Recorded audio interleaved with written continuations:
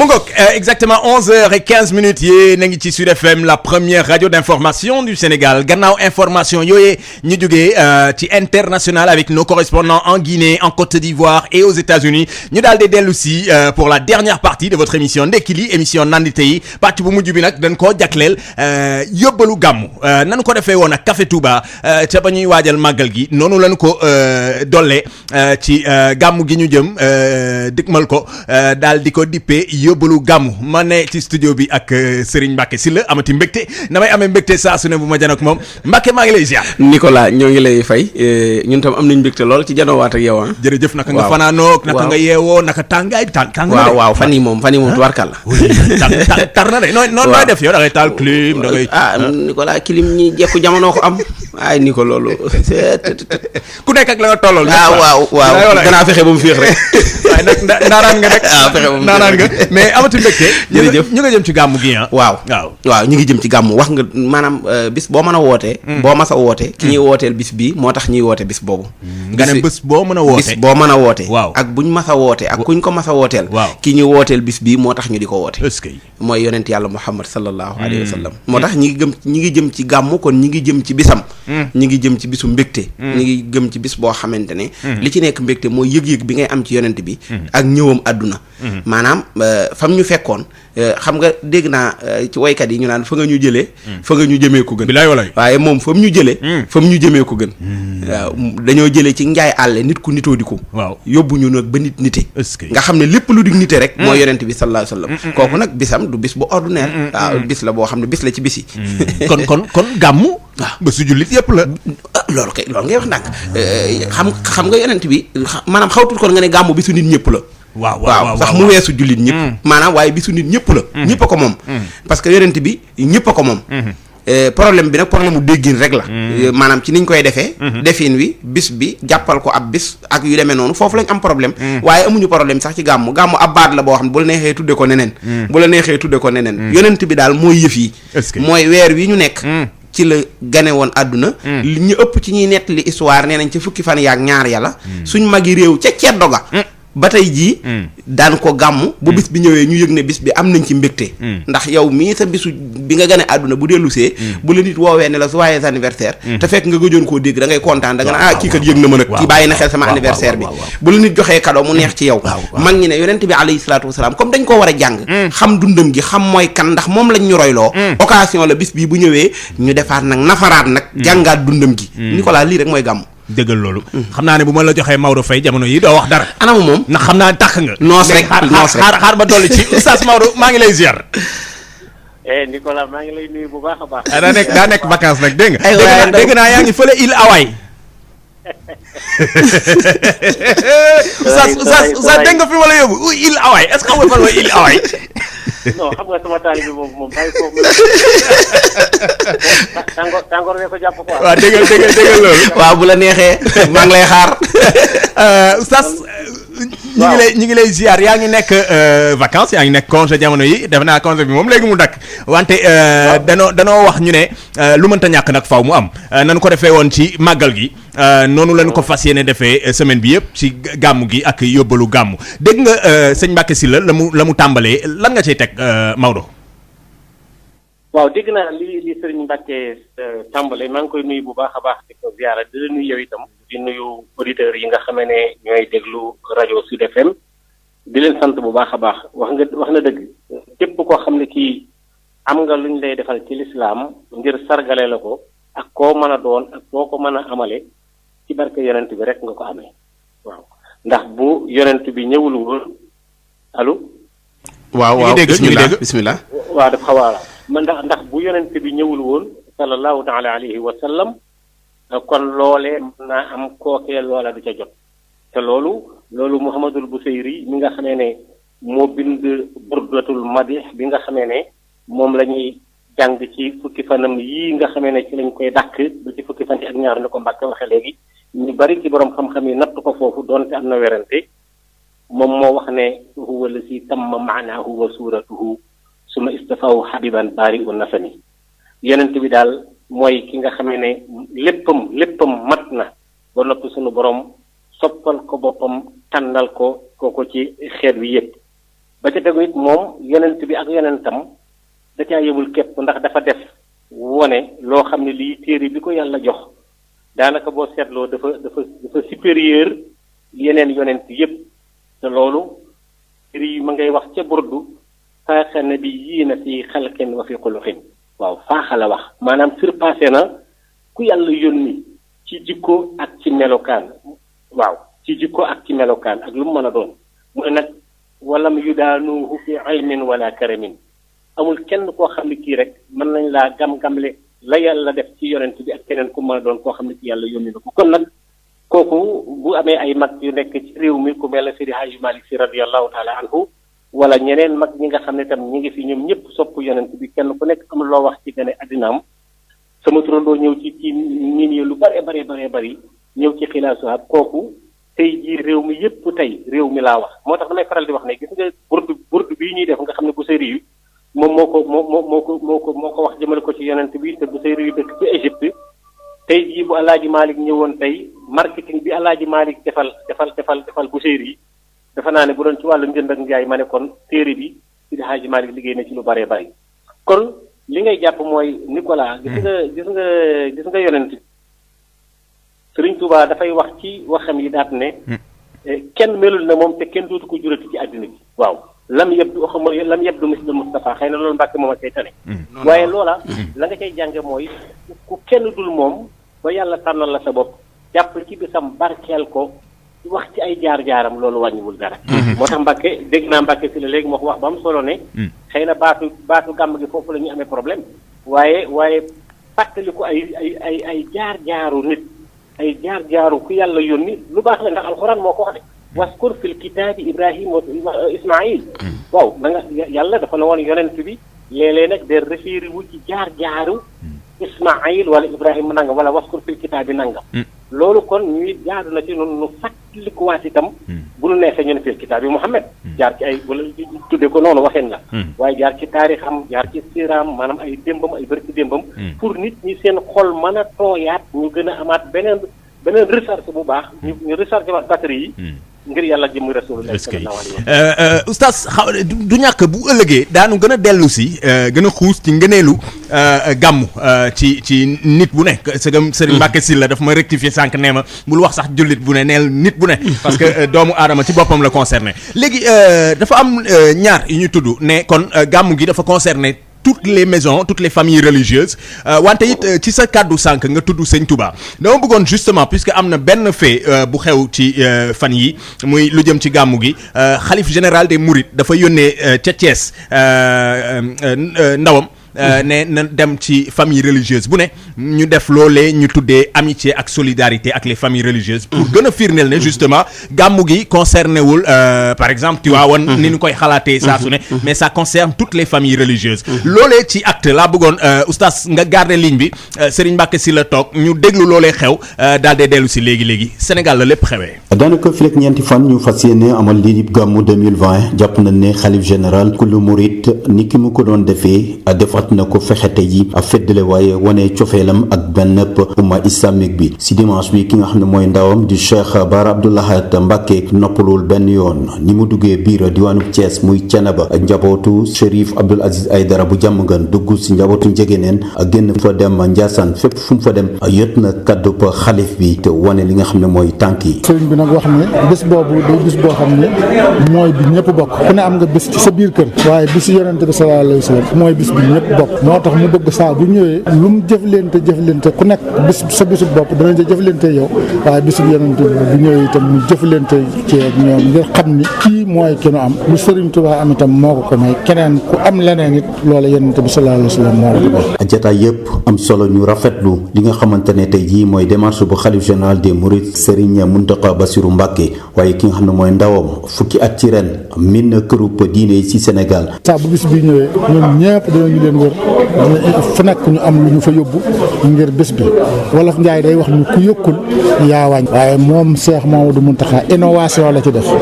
ndax ku ne xam na ne yoonu murid moom continuité la waaye nag ba mu dikkee au lieu mu yem ci continuité boobu dafa doubler effort yi la Cheikh Sidi Mokhtar daan joxe da ko doubler pour wane ne lii kat mbégteem la liggéeyu bopp mu ngi ci biir wéel na itam li nga xam ne moom la fi fekkoon. fekk fu mu fa jaar it jël na ginnaaw kaddu cofeel bi ndimbal bi nga xamante ne xalif général kulu murit jàppale na ko njaboot yi nga xam ne tey jii ñoom ñoo jóg ngir fas yéene màggal ganub àdduna Seydina Muhammad sallallahu alayhi wa sallam. Babacar Ndaw Thiès Sud FM. jërëjëf Babacar Ndaw di sunu ndaw la ñu toogal foofee ca diwaanu Thiès doon ñu jottali loolee xew ci waxtu yi weesu di xalif général des Mourides yónnee ndaw foofee ca Thiès ci différentes familles religieuses yi ndaw googee di émissaire bi di Cheikh Bara Abdoulahat Mbacké ñu koy sant bu baax di ko gërëm Mbacké dégg nga kon loolee xewati sax la ñuy wax. dëgg la parce que saa su ne sunu kilifa yi ñu ngi wane exemple yi. di gën a renforcer et puis li ñu wax aussi ci biir c'est important c'est-à-dire que à partir du moment où ça concerne toute la communauté religieuse. amul bi pàcc ak bee pàcc il faut que ñëpp àndandoo ci. dëgg la lu am solo la Nicolas te itam defe naa ni ko Babacar Ndaw indee loolu dafa doon loo xam ne lu rafet la te loolu la réew mi am. maanaam ñoom dañoo am kenn kuñ bokk. kiñ bokk nag mooy borom bis bi di yonent bi sallallahu alayhi wa sallam moo tax joxlante ay teraanga daa bokk ci liy tax nit ñi bëggante. dañoo wax ne nit ki boo bëggee daa bokk ci liy suuxat ak bëggante. mooy defalante ay teraanga. rawatina nag lu ñëpp bokk xam nga tey kilifa gu ne mënoon ngaa yor sa teraanga sa kër daje fa gàmmoo ko. bégal ci say ñoñ bégal ci sa waa kër te teewul gàmmu nga waaye léegi nag li xew ci diggante yi ñu yëg ne dañoo bokk diine ji dañuy defalante ki ñëw ci këru kilifa am lu mu fa indi la mu fa indi bu ko fa indi wuloon incha allah gàmmu dina fa am waaye geste bi moo rafet te itam loolu dafa rëy voilà maanaam mag ñi gàmmu da daan ànd ak bernde gis nga gàmmu day am waxtaanu yonent bi alayhi salaatu wasalaam waaye day ànd ak bernde wax nañ ne sëñ Tuubaa mii di maami sëñ Muntaxaa mi def teraanga yi bisu gàmmu bu masaane ñëw xéewal li ñuy def moo ko daan joxe ci loxoom maanaam benn bis bu ne da daan naqaree gis ci at mi ba mu des bisu gàmmu yëmut ci loolu sax dafa wax ne fa kullu man anfaqa fii mawlidihil musarrafi maalan bi xayri sarafi walaw bi xadri dirhami daal di wax ne fa innahu kaman xadar yawma xunaynin wa sabar wa yawma badrin wa nazar nee na koo xam ne bisu gàmmu dépensé nga ci joxe nga ci nit mu lekk donte benn dërëm la nee na mel na ne ci gàttal mel na ne koo xam ne fekkee na xare Badar mel na ne koo xam ne fekkee na jihaad ànd ceeg yonente bi alayhi salaatu wasalaam ba noppi muñ c'est-à-dire maanaam dayop tiyaaba ju réy ji da koo misaal ci ne ku joxe benn dërëm ci gàmmu fekk fu ñuy waxtaane yonent bi alayhi salaatu wasalaam nga joxe fa benn tibu lekk nee na tiyaaba ju toll noonu la ci nit ki di maanaam di séentu ndax dooleel gi nga xam ne moom la dooleel moo tax ci gàttal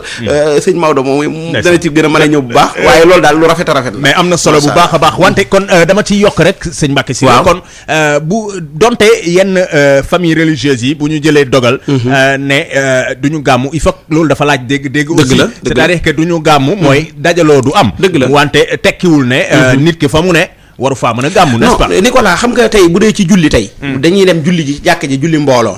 bu ngànt amoon bañ ne jàkka ji ubbiwut benn mu doon taw wala mu doon nangam ñu ne buñ julli si tegtalewut ne buñ julli waaye buñ julli si la Nicolas day julli këram ma julli sama kër kii julli bureau kii julli fa mu ko fekk waaye dañuy julli gàmmu yëg-yëg la gàmmu yëg-yëg la koo xam ne ka ca Kirikoro ak ka nekk biir Tiwaawoon wala biir Touba ñoo yem ci yëg-yëg buñ ciy am yëg-yëg bi ñu am mooy nga posé sa bopp question yow yonent bi alayhi salaatu wasalaam ñëw bu doon tey la ñëw ci gàmmu ren 2020 ci la yonent bi ñëw Sénégal di woote yow looy bàyyi lan la lay tere loo xamante bu ñëwee da nga koy bàyyi ak lan la lay encouragé ndax yaa ngi ci mission bi mu indi woon wala nekkoo ci loolu mooy gàmmu Cheikh Sidaaji Malick radiallahu anhu contexte bi mu doon dund ci méthode maanaam jàngaleem ak yaram ak mën a jàllale woote l'islam loolu tax nag mu symboliser ko nga xam ne bu gàmm masaana am kilifa gam yebal Saalum day ñëw gam yebal maanaam njàmbur ca ñoom Maodo ñëw ka ca Casamance ñëw ñëpp daje ñu am occasion nafaraat dundug yonent bi alayhi salaatu wasalaam joxe ay orientation loolu bu ñu demee ba jamono ñëwin woo xamante ne kilifa gi dogal na ne loolu mënta nekk maanaam koo xam ne dem ba Tiwaawoon rek mooy tax nga yaakaar ne mooy donc yaa ngi door a gàmmoo goo gàmmu nit ki da koy yëg mais day dem Tiwaawoon ngir defe ko fa tey nag da koy defee fi mu nekk loolu dinaa ci ñëwaat bu ci kanamee tuuti ndax am naa ci laaj oustaz Maodo dégg nga la fi jaar ak la ca sëñ Mbacké si la teg waaw dégg naa élément Babacar Ndaw bi ak li sëñ Mbacké commenté am na solo trop te wax na dëgg itam loolu xam nga boo xoolee ba xool mooy rek kenn du yonent bi sallallahu alayhi wa sallam. est-ce que moo tax kon lañ ca war a jànge mooy képp ku mu mën a doon ku ne moo xam taalibe boo mën a doon nag tàmbalee ko ci man nii koo xam ni kii kilifa gi nga xamee ne moo nekk ca sa kanam muy sa kilifa diine muy sa sëriñ soo demee ba koy tëkkaleeg yonent bi da ngaa dox. dëgg la parce que yonent bi sallallahu alayhi wa sallam mag mu fi nekk tey ban lay comme ni ko Mbacke waxee léegi sama bamtuwaat bu du woon yonent bi loolu du am kon maanaam képp ku tëkkale waxuma sax yonent bi waaye saaba yi rek ci maqaama ñoo ëpp doole suñu sëriñ si. dëgg la balaag nag rasulullahi sallallahu taala alayhi wa sallam. wallaahi kon wallaahi. waaw loolu liñ ci war a jàng mooy te ñoom loolu dañ ko bind confirmé ko. liñ ci war a jàng mooy rasulullahi dafa nekk faw ñun ñëpp dafa nekk daf ñoo faw. kon nag bu Maodo Faye demee ba jàpp ne ab sëriñam ma ngi koy gam-gamleeg keppaaru yonent bi boo karoogee Maodo la muy wax xamul ca dara. dëgg la ndax ab sëriñam sant ko loolu. déedéet. bi ci tegu itam ndax Muhammadun mooy sayyidul kawnayni wa saqalayni loolu bu séeri yu moo ko wax. beneen bi ci tegu tam moom mooy ne Sidi Hadji Malick Sy radiyallahu taala anhu al fadlu lil mutaqaddim waaye nag moom musul wax ne man dong maa am sañ-sañu tagg yonent bi. déedéet moom musul wax loolu. woote na ci Tiwaawoon gàmmu ba def ci gàmmin façon gàmmin woo xam ne wi tey jii bu ñu ko tuddee ci réew mi ñu bëree bëri xelam dem ci moom ak dëkk boobule waaye firiwul na tamit ñeneen ñi itam amuñu sañ-sañu gàmmu ndax yonent bi sallallahu alayhi wa sallam comme ni ko Mbacke waxee léegi day loolu yàlla da ko yónni mu nekk rahmatan lil alamin nga ba noppee itam nekk itam yonentu ñëpp kon kenn rek amul sañ-sañu ne maa ko moom loolu mënul ne waaye ñun taalibe yi suñu bopp noo war a xoolaat suñu bopp nag itam xool diggin yi xool itam interprétation yi ci biir wax yi ndax bu fi yàlla yónnee yonent bi ba noppi keneen ku ñëwati rek da ngaa barkeelu ndax yàlla kenn dong la tàgg ci alquran muy ci ñii ñuy wax muy yonent bi sallallahu alayhi wa sallam ndax wax na ko ci wadduha wa layli isa sajja ma wadaaka rabbuka wa ma qalla waaw wala al axiratu xayrun laka min al ula wala sawfa yuxtika rabbuka fatarda alam yajidka yatiman fa awa xam nga yooyu feem fële mu ne ko alam nashrah laka sadrak yooyu ak ba noppi itam na ko ci yow rek la jikko yu rafet nekk ba war la caa mën a roy kon muy Serigne Touba muy Sidi Hadji Malick muy keneen ku mu mën a doon yow da ngay barkeelu ci barke yonent bi ba noppi itam la nga am ak lu mu mën a doon lu ne loolu yaa ngi ko jëlee ci barke yonent bi loolu kon nun taalibe yi war nañoo xam ne kon yonent bi moom du maasu kenn waxatuma la ak sunu borom am na solo bu ko xamee ba noppi nag bu ñu xamee loolu ba noppi nag sikki nag léegi ci bisu gane gi mu gane àdduna te mu nekk ci iraada maanaam ci machi ak sunu borom ci maanaam bëgg-bëgg sunu borom mu feeñal ko toll ne Muhammad nu itam lu dul ca man ñu barkeelu ko ca ak fu ko waay mën a defee nag ak fu ko waay mën a defee li Mbacke wax léegi dëgg la demoo ci dëkk sàngam ngir dem sa gàmm bu dee loolu rek a tax nga defe ne yaa ngi gàmm booba gàmmooguloo ndax mën ngaa toog fi nga toog di gàmm ndax ci yëf yi toll ak pandémie bi ak yu demee noonu kooku du tee kooku mën na am ndax gàmm du dara du toog di wax jaar-jaaru yonent bi ak fàttali nit ñi tooyal seen xol bañ gën a am amour gën a am shawk ci Muhammad rasulullah sallallahu alayhi wa sallam donc je crois que loolu moom mooy principe fondamental am na solo oustaz lan moo waral d'habitude ci entendement ñu bëriwul kii comme man bu ñu nee gàmmu rek ñu daal di xel yi daal di dem ci Tiwaawan direct waaw xam nga loolu nag dafa am histoire xam nga loolu nag il faut ñu jàng histoire réew mi foofu bu keroogee léegi dañuy bu keroogee léegi parce que la ko waral mooy maam Alaaji Maalik sama turandoo daf cee def nag loo xam ne lii nag wax dëgg yàlla itam su fekkente ne nag dañuy waxante dëgg rek Tiwaawan dafa nekk benn milieu bu symbolique ci wàllu gàmmu ndax jamono yi muy gàmmu moom Alaaji Rawaan Ngom bu nekk ca Paal nga xam ne day jàng xaaju téere alquran bi ci mottali la ca def kaamil bi jeex fajar jot ñu daal di jël seeni kurus daal di sant yàlla sant Muhammad sallallahu alayhi wa sallam dem booba néew na ci réew mi ku koy defee noonu wax dëgg yàlla fil bidaaya maanaam au début néew ma kenn daawu ko fi def de déedéet waaye dama ne nam ko daan defe moom ndax seen njëlbéen ga ak taxawaay ba mu ci amoon ak itam juhdu yam ca doon def ca moment yooya dans les années 1902 ay 1800 nangam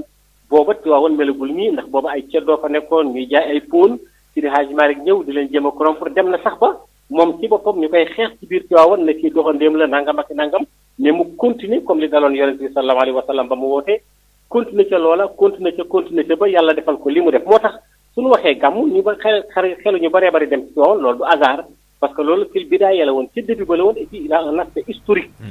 aspect historique boobu nag moo tax tey jii ba léegi xelu doomu aadama yi mënuñ cee jóg waaye ma baamtuwaat nag wax ne firiwul la nag ñun rek ñoo war a gàmm wala ñun rek ñoo moom yonent bi déedéet. am na solo sëñ Mbacke looy dolli foofu. wallaay xanaa rafetlu lool li Maodo daaneele xam nga buñ tuddee gàmm xel yëpp dem Tiwaawoon. loolu ku koy seetlu xam naa Maodo daa fekk may ndékki nag mënoon naa doxal ba ci kanam ndax yooru gàmmu geeg yóbbalu gàmmu bi Maodo neex na waaw mën ngaa toog sa conseil rek fii Nicolas mi ngi may yàq moom vraiment moom sawar naa loolu pour wuisu ko ci émission moom rek moo la fi woo ne la kaay sama émission nga ñëw di xéewlu ba doo xam looy wax merci waay booy Nico gis nga yonent bi sallallahu alayhi wasallam Cheikh Sidi Hadji Malick radiyallahu anhu da koo bëgg ba noppi liggéeyal ko liggéey bu rëy boo xam ne néew na ku ko liggéey ci dunduk yonent bi ni mu ko defee mooy tàmbalee ko ca leer ga ba keroog bi ñu koy jébbal boroomam lépp la Alaaji Malick nettali bàyyiwul dara boole ci loolu boo seetloo ni mu jàngalee dunduk yonent bi alayhi salaatu wasalaam ak détails yeeg ni mu ko joxe ak bëgg geeg safoo gi loolu day tax nag ku tudd gàmmu tudd ko xam nga yàlla dafa sérieux ñun ñoo fi nekk rek di maanaam di parloo ko dund ci yu kenn xamut waaye man li may ñaan yàlla mu def ma ko te def ko ñëpp mooy ñu doon ay jullit ba noppi kilifa yëpp nekk suñu ay mbokki jullit doon ñu ci jiitu ñu leen di roy ci yu baax yi ñu def gis nga Cheikh Sidi Hadji Malick dafa am lu mu réussir maanaam ci digganteem ak yonente bi alayhi salaatu wasalaam loolu nag liggéey bi da cee bokk malheureusement maanaam jàng ñun suñ magi réew jànguñu fi ñu jële diine ak liñ ci def sëñ Mbacke nga ne kon li ñuy jàng yépp waaw ñun jànguñu assez sunu ay magu déedéet jànguñu ko xam nga boo delloo ci gàmmu ci réew mi nitu diine yi njëkkuñu fee gàmmu sëñ Maodo mën naa seede li may wax buur yi dañ daan gàmmu maanaam moom laa doon junj léegi ci jamono yi ñi nga xamante ne ay jullit lañ waaye dañ daan gàmmoo ñoom ci niñ ko déggee nga xam ne gàmmu gi da daan am ay woy gàmmu gi day am ay fecc gàmmu gi day am ay jaxasoo jeeg gi dañuy laaj tàngali gàmmu maanaam góor ñi di joxe maanaam suukarus gàmmu nga xam ne dañuy woy gii gàmmu ku ci ñaaw dee ku ci rafet maa la jur ci sama biir yooyu lañ daan woy maanaam gàmmu gi nekk noonu la demee woon gàmmu gi nekk gàmmu xawaare gàmmu gi nekk gàmmu goo xam ne déggin wu baaxut la Cheikh Sidi Hadji Malick mii Maodo tudd dafa bokk ci ñi nga xam ne ñoom liñ ci réussir parce que kenn ku ne ak sa époque ak li nga xamante ne moom nga taxawal ci sa jamono mooy nag façon gàmmin wii ñu koy def mooy bëgg ñëpp bokk li muy def moo tax bi mu ñëwee wóote wut miimiyaam bii di xilaasu sa hëpp ne nañ ñëw gàmmoo ko waxul ne nañ gàmmoo tey siir waxul ne nañ gàmmoo ci mbind mi yëpp da ko fee bàyyi dem jëli benn téere boo xam ne ab naara ko bind di imam Buseyri indi ko mu nekk burdu mu ne nañ ko gàmme ñu koy burde bu weer wi feeñee Nicolas diglul bii gàmmin nga xam ne weer wi day feeñ guddi gu njëkk ga Cheikh Sidi Hadji Malick tàmbali guddi gu jot ñu jàng benn bunt ci burdu firi ko waxtaan ak nit ñi joxe ay orientation def ko fukki fan noppalu benn fan door a gàmm nga xam ne kon fukki fan yi jiitu ak fukki fan ak ñaar yi jiitu ci weeru gàmm yëpp bis bu set gàmm na ko boo ko seetloo bis bu set gàmm na ko bis bu set jàngale na ci yonent bi sallallahu alayhi wasallam bis bu set liggéeyal na ko ci lii ne ku ko def ci àdduna fu ñu tuddee gàmm tudd la gannaaw laajte naa justement lan moo waral bu ñu nee gàmm rek ñu bëri seen xel dem ci Tiwaawan sànq oustaz Maodo mu ngi tudd burdu bi. waaw xanaa burdu bi ñaata fan lay durer defe naa. burdu fukki fan lay durer. fukki fan lay durer ñu noppalu benn fan. fukki fan ak ñaar ba nekk gàmmu. ok est-ce que burdu boobee sëñ Mbacke dafa concerne Tiwaawan donc aussi. déedéet xam nga burdu déggoo ma burdu bi ki ko bind sax faf du sénégalais. ki ko bind imam Buseyri la Maodo dana ci ñëw ci lu gën a yaatu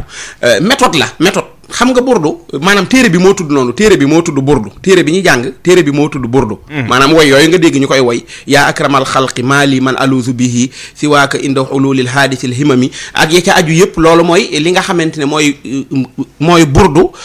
loolu nag dañ koy dundale gàmmu ak di ko teeroo waaye gàmmu jotagut boo demoon tey Kaolack da nga fekk ñuy def burdu di jàng peut-être ñu jàng téere boobu di burdu wala ñu jàng beneen téere boo demoon tey Guet Ardo da nga fekk ñuy teeroo noonu yonent bi alayhi salaatu wasalaam di teeroo noonu gàmm mag ñi dañ ko doon woy xam nga boo déggee woykat bi koy woy naan ko géeru géer ñaa ngi nii mooy yonent bi alayhi salaatu wasalaam woy ko moo soxlawul doon géer ak ñàkk doon géer moom mooy géeru ñëpp moo tax faf ñëpp di ko woy bala maa jox sëñ Maodo dafa daaneele léegi fu am solo mooy yonent bi du morom moom du morom gis nga fii lu fi nit rëy taalibe bi yonent bi alayhi salaatu wasalaam nga te mag ñi ñoom loolu lañ bind mu leer loolu lañ bind ñoom dañ koo bind dañ koo wax dañ koo jëf dañ koo doxe lam yabdu mislal Mustafa Muhammadi sirran wa jahran fil baraya samadi ku mel ne yonent bi alayhi salaatu wasalaam dootu am kon loolu mooy li nga xamante ne rek moom laa bëggoon a jiital ci sa question boobu Nicolas. am na solo bu baax a baax Serigne Mbacke Sylla oustaz Maodo la ma laaj Mbacke Sylla moom laa lay laaj laata ma laa yeewi nag mooy burdu bi ñuy faral di tudd fukki fan yooyee Serigne Mbacke Sylla tudd burdu est-ce que dafa concerné Tiwaawan dong wala jullit bu ne war na caa mën a gis boppam. déedéet xam nga ñun burdu damay fàttali ne Muhammadul Busayri yi moo ko bind te moom ma nga fekk baax ci Égypte. waaw ba mu koy bind da ko doon bind rek ngir tagg yonent bi am na histoire nag ca la ko mantum baag yu dem ndax dafa am burdu am al Qur'an. waaye loolu beneen explication la maanaam déedéet du loolu ndax Sidi Hadji Malick radiyallahu taala anhu bind na lu ëpp fuuf burdu ci ay abyaat yoo xam ne mën nañ caa gàmm. waaye téere bi rafet gu mu rafet ak woy gi mu woy yonent bi mu ne xaaral ma jël téere bi fi madhi nabi sallallahu alayhi wa sallam ci taggug yonent bi barkeelu ci waaye firiwul ne burdu ñun rek ñoo ko war a def Tiwaawan rek ko war a def déedéet ndax ay woy la yu jëm ci yonent bi te yonent bi ñëpp a ko bokk waaye nag Tiwaawan dañoo njëkk symboliser lu mel noonu ba mbir mi topp leen mu mel ne seen takk ndeer waaye mosuñoo wax ne burdu ñun rek ñoo ko moom wala ñun rek ñoo ko war a def déedéet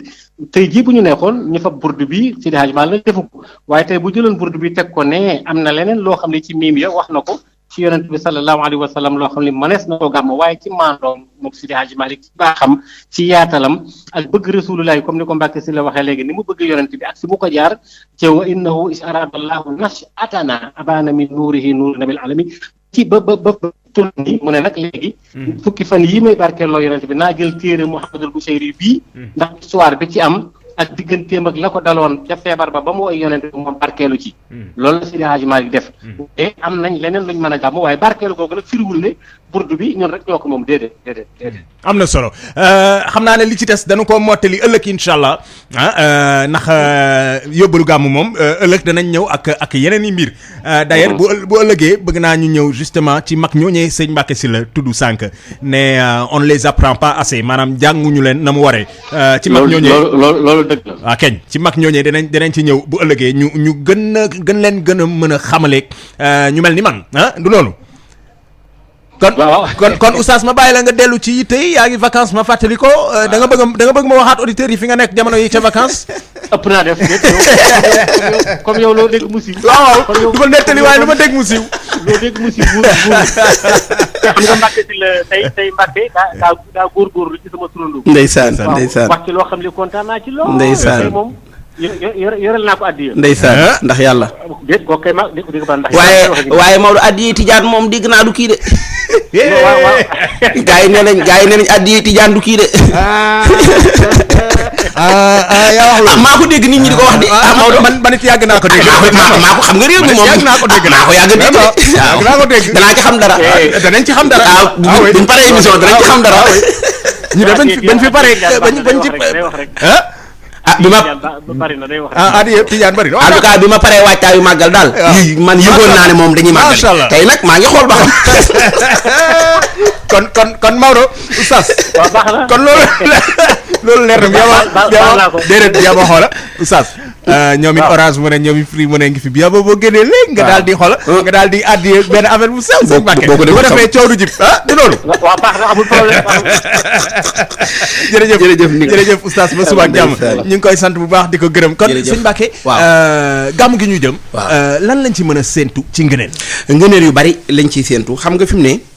damay wax ne gàmm dañoo am sens ndax ki nga xam ne moo tax ñuy gàmm foo tuddee aw turam julli ci moom te julli gi ngay julli ci moom rek li ci nekk ci yiw kenn daa xamul nu mu toll maanaam tey bu ñu waxoon ne dañuy fàttaliku yonent bi sallallahu alayhi wa sallam baat boobu ma ci teg nga xamante ne dañuy julli ci yonent bi li ci nekk ci ay ngëneel ci julli ci yonent bi kenn daa xamul nu mu toll beneen jagle gi nga xam ne moom la gàmmu ren am mooy dafa tombee ak adduna bi Occident rawatina France di ñu bëgg a won ne yonent bi sallallahu alayhi wa sallam bi ngeen am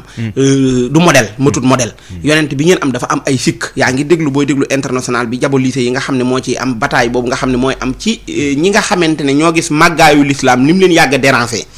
ma ne kon dafa jot ci gàmmu gi ñu wone dëggi jullit bi mooy kan ki nga xam ne mooy taalibi yonent bi alayhi salaatu wasalaam nan la war a mel gis nga Nicolas kii ñuy gàmmul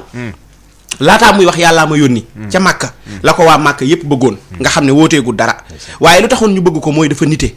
li taxoon ñu bëgg ko mooy dafa defoon nit ñi ay nawle ba noppi respecté leen respecté àq ak yelleefu doomu aadama waaye nangoo liggéey ba noppi te doon moytu ak tooñ nangoo liggéey ba noppi te doon moytu ak tooñ mësta offensé kenn ci àqam moom yonent bi sallallahu alayhi wasallam au contraire daf daan tëdd ñuy noote ci kawam ndax mën a muñ ak am tolérance. oustaz est-ce que sëñ Mbacke Sylla mën nga dellu si foofu ndax am na solo nga ne yonent bi mësta nekk ci ay tooñ déedéet mësta tooñ yonent bi bu loxoom masaana tooy sax du la ko jox bu lay nuyu ndax day yaakaar ne bu la tooyalee tooñ nga te loolu du nite kooku mooy yonent bi sallallahu alayhi wasallam mësta jàkkaarloo nit di ko xool ci ay bët ba kooku déranger wu ndax dafa yaakaar ne sax bu ko defee mi ngi lay tooñ ma ne safaan ba moo am mooy dañ ko doon tooñ muy jéllale ak di jéggale nit da koy loo bëgg a wane foofu li ma bëgg a wane foofu mooy jamono jii kon li ñu war a wone mooy buñ nekkoon ci barab ab jullit nekk fa ak koo xam ne dañ koo won ci jullit lu baaxut jullit bi bu ñëwee toog dañ koo war a naw ci ay jikkoy jullitam te du wax ne maay jullit maanaam bu jëfee dañoo war ñëpp dañoo war ne waaw kii kan moo ko formé ba mel nii mu ne parce que man jullit laa moo tax ma mel nii